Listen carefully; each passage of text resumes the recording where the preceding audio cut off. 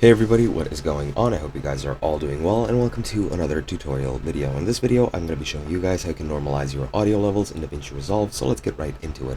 As you can see, I have a video with some audio added into my timeline, and I'm going to go into the Edit tab and actually manipulate the audio.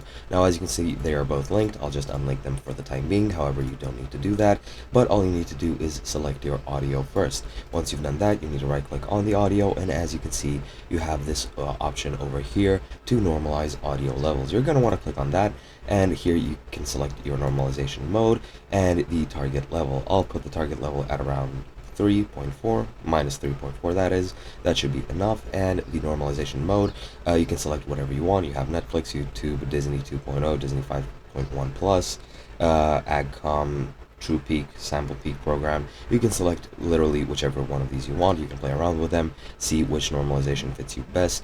As you can see, True Peak modifies the target level as well. The Sample Peak is at -9, True Peak is at -2, Netflix is at this, and they are pretty much locked.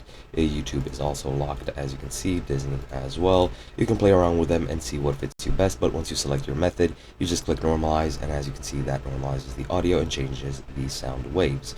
You can also do this with keyframes, however, I honestly don't know how to do that, so I won't be showing you guys. I don't want to confuse you anymore, but yeah, that's pretty much the simplest way to normalize your audio. Hope you guys enjoyed, and I'll be seeing you guys in another video.